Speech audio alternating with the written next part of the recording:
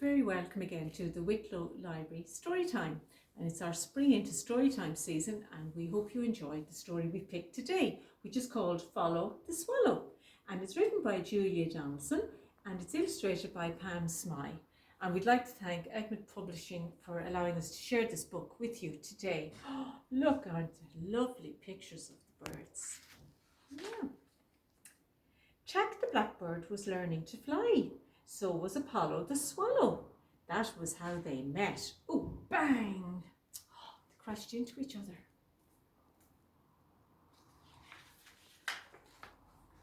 Hello, I'm Apollo. I'm a swallow. And what do you swallow? Asked Jack. Flies mostly, said Apollo. And who are you? I'm Jack. I'm a blackbird. You look brown to me, said Apollo. I may be brown now, but one day I'll be black, said Jack. I don't believe you, said Apollo. Apollo showed Jack his nest. It was inside the garden shed. I won't always live here, he said. One day I'll fly away to Africa. I don't believe you, said Jack. Jack showed Apollo his nest. It was in a tree covered with white blossoms. One day the tree will be covered in tasty orange berries, said Jack. I don't believe you, said Apollo. The days grew longer and warmer. Apollo started going around with a lot of other swallows. They kept gathering on the roof of the shed and then flying off all together. What are you doing? Asked Jack. Practicing flying to Africa, said Apollo. I don't believe you, said Chuck. The white blossoms fell off Chuck's tree and little green berries appeared. They'll be orange one day, he told Apollo. I don't believe you, said Apollo. Slowly the berries on the tree grew bigger and changed colour from green to yellow and at last to orange. Now Apollo will believe me, said Jack. He flew to the shed to tell his friend about the orange berries. Come to the tree, he called. But Apollo was gone. He and the other swallows had just set off for Africa. Jack flew after the swallows. He flew and he flew till he reached the sea. There he met a jumpy dolphin. Can you take a message to Apollo the Swallow from Jack the Blackbird? Asked Jack. He's on his way to Africa. What is the message? Asked the dolphin. Come to the tree, said Jack, and he flew back to eat some of the tasty orange berries. The jumpy dolphin swam and leapt and dived. It took him a long time to reach Africa. There the dolphin met a grumpy camel. Can you take a message to Apollo the Swallow from Jack the Blackbird? Asked the dolphin. What's the message? Asked the camel.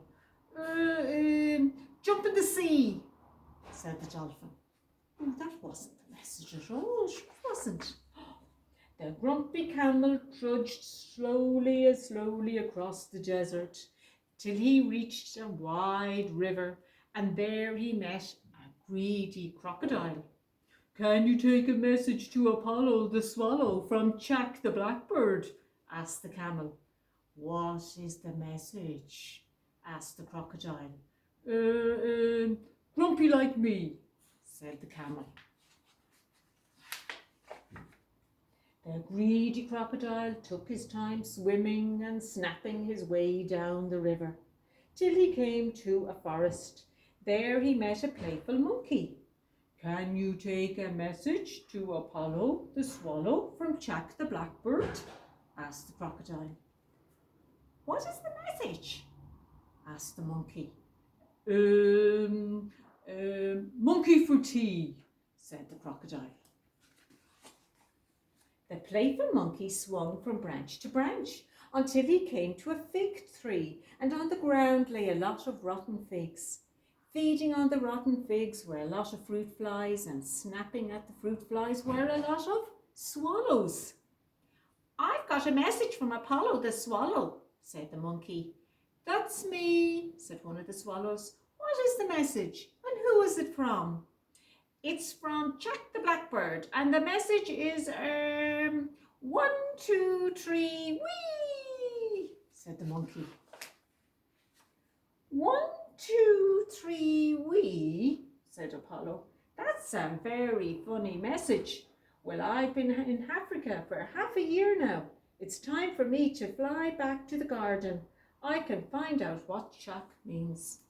Apollo and the other swallows flew back over the forest and the river and the desert and the sea, and they reached the garden. Apollo flew to Jack's tree. It was covered in white blossom.